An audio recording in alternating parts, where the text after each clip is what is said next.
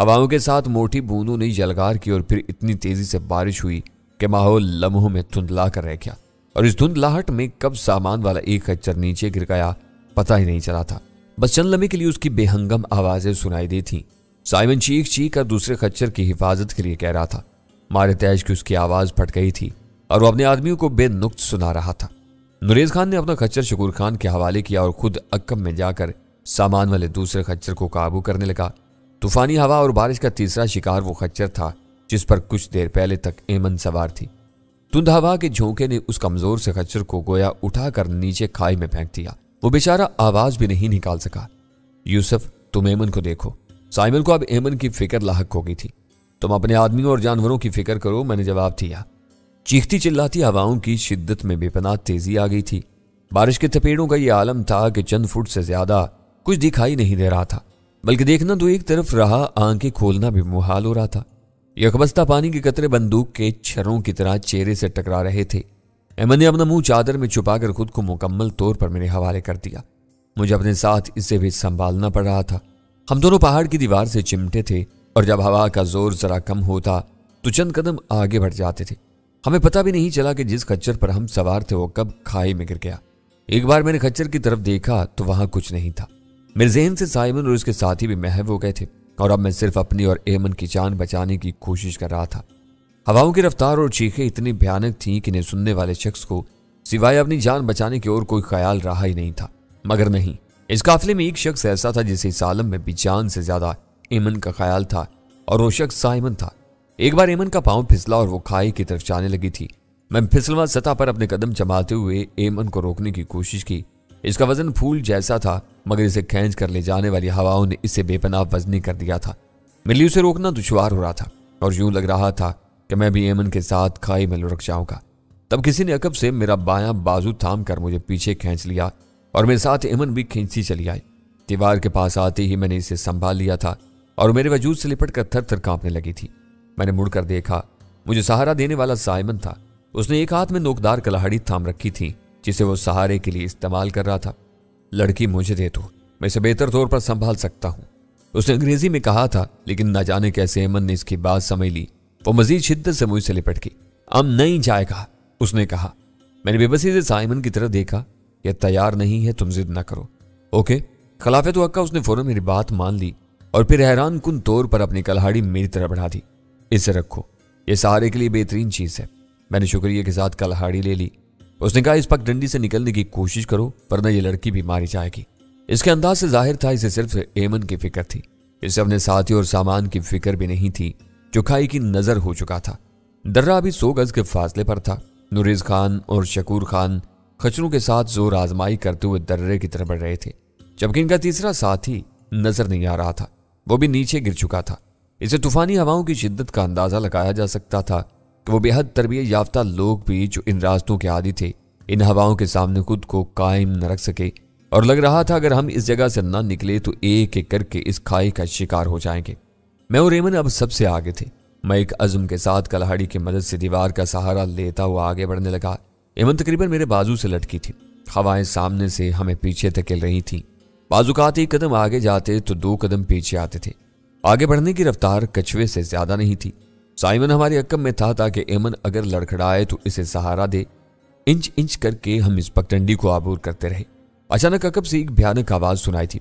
میں نے ایک لمحے کے لیے مڑ کر دیکھا، نریز خان غائب تھا، اور اس کے ساتھ سامان والا دوسرا خچر بھی غائب تھا۔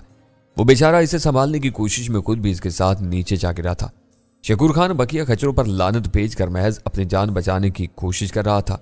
وہ دیوار کا سہارا لے کر آگے پیچھے آ رہا تھا۔ سائمن نے بھی اپنے خچروں اور سامان کا خیال چھوڑ دیا تھا۔ اس نے تسلیم کر لیا تھا کہ ان حالات میں انسان اپنی جان بچا لے تو بڑی بات ہے۔ سب کو درے تک پہنچنا تھا، جہاں ہم بارش سے محفوظ ہوں یا نہ ہوں، کھائی میں گرنے کے خطرے سے ضرور محفوظ ہو جائیں گے۔ یوسف آگے بڑھو، عقب سے سائمن چلا رہا تھا۔ اس کے عقب میں بچ جانے والے 4 خچر تھے اور پھر شکور خان۔ اس کا بس چلتا تو خچروں کو گرا کر آگے آ جاتا، لیکن طوفان سے خچر 2 لتیاں چاڑ رہے تھے۔ شکور خان کو خوف تھا کہ کسی خچر کی لات اسے تحت الثرا میں نہ لے جائے۔ ہم سے آگے جو 2 خچر تھے، ان میں سے ایک کھائی میں گر چکا تھا اور دوسرا محض خوش قسمتی کے سہارے درے تک پہنچ کر نظروں سے غائب ہو گیا تھا، ورنہ اس نے جس طرح دوڑ لگائی تھی، اس کا نیچے نہ گرنا کسی معجزے سے کم نہیں تھا۔ हम अभी भी दर्रे से कोई 50 गज के फासले पर थे। मैं नोकदार कलाड़ी सख्त दीवार पर मारकर इसके सहारे एक कदम आगे बढ़ता, फिर एमन को आगे खींचता, अपने कदम जमाता, दोबारा कल्हाड़ी को सख्त जगह गाड़ता और इस तरह आगे बढ़ता। कल्हाड़ी की ज़रब से तेज हवा अब हमें पीछे धकेलने में नाकाम रही थी। साइमन बिल्कुल हमारे अक्क में होने की वजह से हवा से किसी कदर बचा हुआ था और शकूर खान खच्चरों के अक्क में था। जैसे जैसे हम दर्रे की तरफ जा रहे थे, हवा का दबाव शदीद तर होता जा रहा था। दरअसल यह हवा दर्रे से गुजर कर आ रही थी। बारिश की शिद्दत में कभी तेजी आ जाती थी और कभी इसकी तेजी मध्यम पड़ जाती थी। दर्रे के नजदीक पगडंडी किसी कदर चौड़ी थी और इस पर सफर करना आसान था, लेकिन चौड़ा हिस्सा भी कुछ फासले पर था। साइमन अब पुरुमीद नजर आ रहा था। अलबत्ता इसके अकब में खच्चरों की कतार कम होती जा रही थी और उसमें सिर्फ 3 खच्चर रह गए थे। फिर एक बेसबर खच्चर ने पगडंडी जरा चौड़ी होते देखी तो भागते हुए आगे निकलने की कोशिश की और पांव फिसलने से तकरीबन 100 फुट गहराई में चट्टानों पर जा गिरा। इसकी आखिरी चीख बड़ी भयानक थी। इस जानलेवा रास्ते के आखिरी मरले में कई बार मेरे दिल में भी आया कि एहतियात बालाए ताक रखकर दौड़ लगाऊं और जल्द अज जल्द उस जगह से गुजर जाऊं, मगर मैंने खुद पर जबर रखा और ऐसा जारहाना कोई कदम उठाने से गुरेज किया। खच्चर के अंजाम ने बता दिया था कि जल्दबाजी का क्या नतीजा निकल सकता है। इस जगह से पूरे सब्र तहम्मुल के साथ ही सही सलामत गुजरा जा सकता था। कदम कदम करके मैं और इमन आगे बढ़ते रहे। दर्रा करीब देखकर उसने भी हिम्मत पकड़ी थी और अब मेरे खींचने से पहले खुद मुझे अकब से पकड़कर आगे आ रही थी। बहरहाल वो इन पहाड़ों की पुरवरदा थी और ये तूफाने बादो बारां इसके लिए कोई नई चीज नहीं थी। फिर हम पगडंडी से निकलकर दर्रे में दाखिल हो गए। नाकाबिले यकीन जिद्दोजहद के बाद जब यहां पहुंचे तो कितनी देर यकीन नहीं आया, वरना पगडंडी पर हवाओं की जद में हर लम्हा बस आखिरी लम्हा लग रहा था। मैं थके अंदाज में बाहर की तरफ निकली एक चट्टान का सहारा लेकर बैठ गया। इमन मेरे बराबर में आ गई थी। बारिश का पानी हद दर्जे सर्द था, लेकिन अब तक की जान गुसल जिद्दोजहद में इसके सर्द होने का एहसास तक नहीं हुआ था। अब सुकून से बैठे तो सर्दी लग रही थी। बारिश ने कपड़ों को पूरी तरह भिगो दिया था। इन लोगों ने लाने से पहले इतना गर्म किया था कि हमें हमारी गर्म जैकेटें पहना दी थी। अंदर फोम और ऊपर पैराशूट की वजह से ये मुकम्मल तौर पर भीग नहीं पाई थी। मैंने पहले अमन की जैकेट उतार कर निचोड़कर इसे पहनाई, फिर अपनी जैकेट उतार कर निचोड़ी। इससे सर्दी का एहसास कम हुआ था। चट्टान के छज्जे तले बारिश से जरा निजात मिली हुई थी। साइमन और शकूर खान बचाने वाले खच्चरों को काबू करते ला रहे थे। महज 15-20 मिनट में तूफानी हवाओं और बारिश ने 3 इंसानों और 6 खच्चरों को मौत की वादी में धकेल दिया था। यह हवा ने हमारे जिस्मों को सुन कर दिया था। खासतौर से एमन बेइख्तियार लरज रही थी और मुझे डर लग रहा था कि इसे हाइपोथर्मिया ना हो जाए। इसमें जिस्म का दर्जा हरारत गिरना शुरू हो जाता है और इतना गिरता है कि दिल की हरकत रुक जाती है। आदमी अचानक वफात पा जाता है। जिस्म का दर्जा हरारत 99 दर्जे फ़ारेनहाइट होता है और अगर ये गिरकर 87 दर्जे फ़ारेनहाइट तक चला जाए तो दिल रुक जाता है। एमन के साथ भी ऐसी ही सूरत हाल थी। मैंने चिल्लाकर साइमन को आवाज़ दी, एमन को देखो, इसकी हालत ख़राब हो रही है। वो लपक कर आया था। उसने एमन के लरजते हाथों से नब्ज़ देखी और फिर तशवीश से अपनी पुश्त पर बंधी किट उतारने लगा। साथ ही उसने शकूर खान को कोई महफूज और खुश्क जगह तलाश करने का हुक्म दिया। इसने अपने बैग से वही छोटा सा फटा पुराना बक्स निकाला, मुख्तसर सी सुरिंज में एक जर्द रंग की दवा भरी और इसे एमन की कलाई की उबरी नस में इंजेक्ट कर दिया। सुनो, अब इसे अपने जिस्म से ढक लो, इसे हवा या पानी न लगे। समझ रहे हो ना मेरी बात? मैंने सर हिलाया, लेकिन हमें जल्द अज जल्द किसी खुश्क जगह पहुंचना है। क्या यह इंजेक्शन इसे हाइपोथर्मिया से महफूज रख सकता है? उसने नफी में जवाब दिया, यह महज सहारा है, इसे वाकई किसी गर्म खुश्क जगह की जरूरत है और यह तुम्हारी जिम्मेदारी है। मैंने सर्द लहजे में कहा, तुम ही ने इस लड़की को इस मुसीबत में फंसाया है। इसे मेरी यह जुर्रत पसंद नहीं आई और वो फौरन बास बन गया। तुमसे जो कहा जा रहा है वो करो, इसे गर्म करने की कोशिश करो और हाँ, फरार का ख्याल जहन में ना लाना, इस जगह से फरार मुश्किल है। मैंने जवाब देने की बजाय एमन को अपने जिस्म तले दबाते हुए इसका जिस्म छुपा लिया। इंजेक्शन के असर से उसने लरजना कम कर दिया था। फिर मेरे जिस्म से उसे हरारत मिली ना मिली, लेकिन वो बारिश और सर्दी से महफूज हो गई थी। वो किसी नन्ही सी बच्ची की तरह मुझ में सिमट कर खुद को सर्दी से बचा रही थी। शकूर खान किसी खुश्क और बारिश से महफूज जगह की तलाश में दर्रे के दूसरी जानिब गया था। बारिश की शिद्दत में कमी आ गई थी, मगर हवाएं इस तरह चिंगाड़ रही थीं। अचानक फिजा पै दर पै फायरों की आवाज से गूंजी। कोई राइफल से फायर कर रहा था और राइफल शकूर खान के पास थी।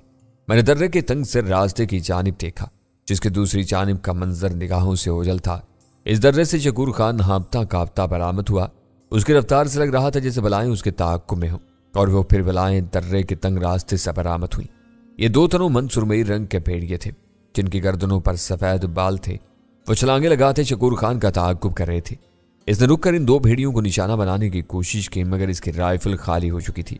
भेड़ियों को सर पर आते देखकर इसके मुंह से भयानक चीख निकली और वो पीछे हटने की कोशिश में किसी पत्थर से टकराकर पुश्त के बल गिरा। भेड़िए इतने नजदीक थे कि इसके पास उठने का मौका नहीं था। आगे वाले भेड़िए ने शकूर खान पर छलांग लगाई तो मैंने आंखें बंद कर ली थी, लेकिन इस लम्हे फायर की आवाज आई और शकूर खान की बजाय भेड़िए की गरिहा चीख सुनाई दी थी। मैंने इसे देखा। भेड़िया शकूर खान से चंद फुट के फासले पर जमीन पर लौट रहा था। इसकी खोपड़ी से खून उबल रहा था। दूसरा भेड़िया अपने साथी का हाल देखकर तजब्जब में था और यही तजब्जब उसे ले डूबा। दूसरी गोली ने उसका सर भी खोल दिया था। वो ज्यादा शोर मचाए बगैर मर गया। साइमन लंबी नाल वाला पिस्तौल लेकर आगे आया। इसने पांव की ठोकर से दोनों भेड़ियों को हिलाया, लेकिन वो मर चुके थे। साइमन का निशाना हैरत अंगेज था। दूसरा भेड़िया तो खड़े खड़े मारा गया था, मगर पहला हवा में उड़ता शकूर खान की तरफ आ रहा था और उसे निशाना बनाना आसान नहीं था, मगर साइमन ने इसे एक गोली से हलाक कर दिया था। शकूर खान को खासी देर बाद अपने बचने का यकीन आया। उसने उठकर अकीदतमंदाना अंदाज में साइमन का शुक्रिया अदा किया। साहब, इधर जो खच्चर गया था उसे भेड़ियों ने मार दिया है। वो उसे खा रहे थे। 6-7 होंगे। मुझे देखकर लपके। मैंने फायर करके 4-5 मार दिए। फिर ये 2 बचे थे, आपने जो मार दिए। इस खच्चर से सामान उतार कर लाओ, साइमन ने उसे हुक्म दिया। इस दौरान में जबकि शकूर खान दर्रे की तरफ गया था तो साइमन ने बच जाने वाले 2 खच्चरों की लगामें पत्थरों से बांध दी थी। इन पर भी मामूली दर्जे का सामान बंधा था। जिन 2 खच्चरों पर अहम सामान था वो खाई में गिर चुके थे। साइमन मुतफक्कर नजर आ रहा था। उसने जिस साजो सामान और लाल लश्कर के साथ इस मुहिम का आगाज किया था वो अब सिर्फ 2 खच्चरों और एक साथी तक महदूद रह गई थी, लेकिन उसने अपने मकसद में इस हद तक कामयाबी हासिल कर ली थी कि एमन उसके कब्जे में थी। इस दौरान बारिश की शिद्दत और हवा की तेजी में कमी आ रही थी।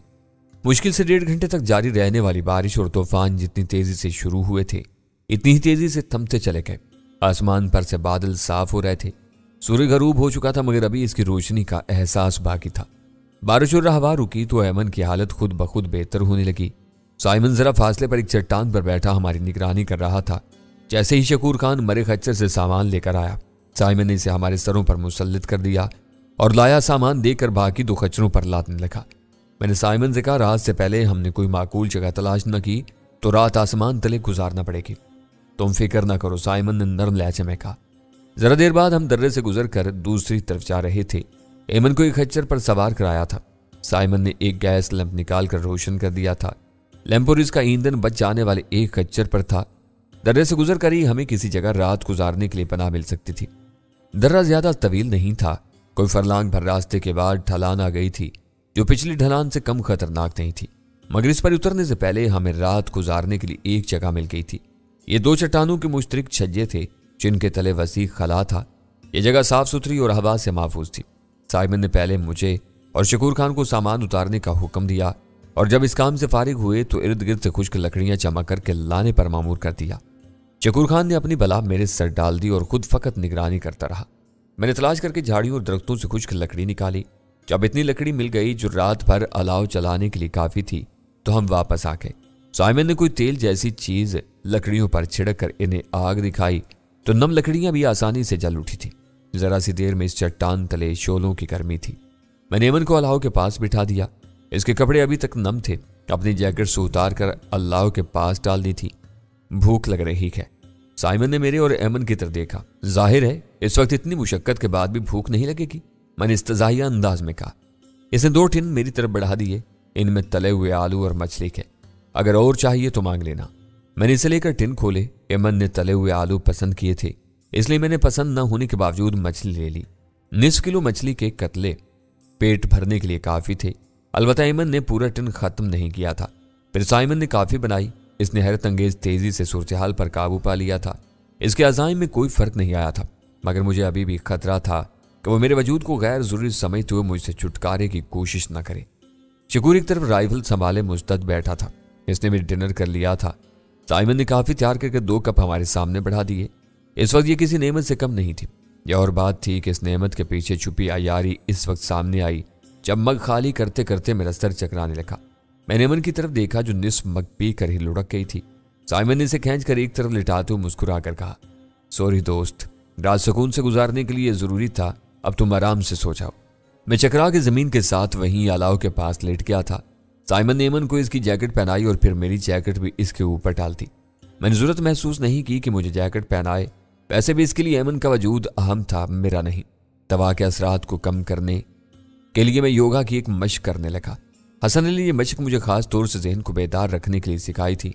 मैं इस मशक के जरिए जहन पर तारी होने वाली गनूदगी को रोकने की कोशिश कर रहा था, मगर दवा का असर कहीं ज्यादा था जो साइमन ने काफी में दी थी।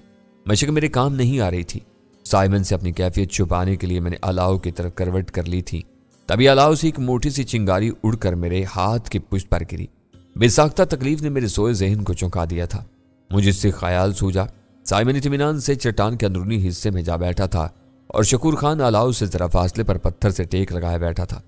इसे जागते रहकर पहरा देना था, मगर वो सुस्ती से ऊँग रहा था। मैंने आहिस्ता से हाथ बढ़ाया और अलाव के किनारे सुलगने वाले एक लकड़ी के टुकड़े को छुआ। मेरी उंगली हल्की सी जली थी, लेकिन इसकी तकलीफ ने जहन को साफ कर दिया था। मेरा बायां हाथ अलाव के नजदीक था।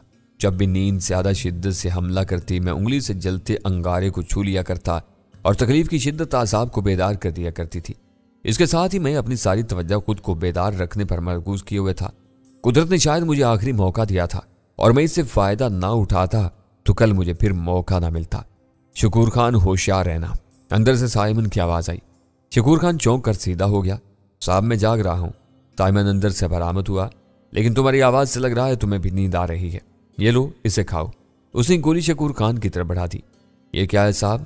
शकूर खान के लहजे में खौफ था। डरो मत, साइमन नरमी से बोला। इसे खाकर तुम्हारी नींद भाग जाएगी और तुम रात भर आसानी से जाग सकोगे, लेकिन इसकी जरूरत पेश नहीं आएगी। 6 घंटे बाद मैं खुद बेदार हो जाऊंगा, फिर तुम सो जाना। लो खाओ। बादल खास्ता शकूर खान ने गोली खा ली। साइमन वापस अंदर चला गया। चंद लोगों में ऊँगने वाला शकूर खान चाकू चुबंद नजर आने लगा था। उसने राइफल हाथ में उठाई और अलाव के आस पास टहलना शुरू कर दिया। हवाओं के दोष पर कभी कभी भेड़ियों और जंगली जानवरों के बोलने की आवाजें आती थीं, मगर अलाव की मौजूदगी में इनके नजदीक आने का कोई इम्कान नहीं था। जब साइमन उठा तो मैं बिल्कुल साकित हो गया था। इस मक्कार से कोई बाइद नहीं था। वो भाप जाता कि मैं बेहोश नहीं हूं और मुझे फिर सचमुच बेहोश होना पड़े। इस दौरान में मैंने अंगारे को नहीं छुआ था, इसलिए नींद एक बार फिर हमला आवर हुई थी। मैं पूरी कुव्वत इरादी के साथ इसे पसपा करने की कोशिश करने लगा। खुदा खुदा करके शकूर खान ने गोली खा ली और साइमन अंदर चला गया तो इस बार मैंने अपनी हथेली अंगारे पर रख दी। दर्द की शिद्दत ने मुझे तड़पा दिया था। अगर मैं बेपनाह जब्त से काम न लेता तो मुंह से सिसकी निकल जाती और शकूर खान होशियार हो जाता। मुझे लगा जैसे मेरी उंगलियों और हथेली पर आंवले निकल आए हैं। इनमें शिद्दत का दर्द हो रहा था और यह दर्द मुझे अच्छा लग रहा था, क्योंकि इसकी वजह से मैं जाग रहा था पर नाब तक सो चुका होता। हथेली की तकलीफ मुझे खासी देर तक जगा रखने के लिए काफी थी। शकूर खान जो अलाव के दूसरी तरफ टहल रहा था, कभी कभी वो हमारी तरफ भी देख लिया करता था, मगर यह मेरी गलत फहमी थी। वो मेरी तरफ नहीं बल्कि एमन की तरफ देखता था। मेरा अंदाजा था कि इस हालत में मुझे 1 घंटे से ज्यादा वक्त गुजर चुका था। साइमन को अंदर गए भी पौन घंटा होने को था। इसका मतलब था कि वो भी सो चुका था। शकूर खान ने एक बार चट्टान के अंदरूनी हिस्से में झांका, फिर एमन की तरफ आया। इसके बाद जैसे उसकी हिम्मत जवाब दे गई और वो दोबारा जाकर अलाव के आगे वाले हिस्से में टहलने लगा। मुझे उसके अज़ाइम भांपने में दुश्वारी पेश नहीं आई थी। वो जब एमन की तरफ देखता था तो उसके चेहरे पर हवस अलाव की मध्यम रोशनी में भी वाज़ेह नजर आती थी। एमन देखने में कितनी कम सिन सही, लेकिन जवान लड़की थी। इसका हुस्न पुरकशिश था, मगर शकूर खान जैसे हवसकारों की नजर में उसकी मासूमियत कोई अहमियत नहीं रखती थी। इन्हें निस्वानी जिस्म की तलब थी।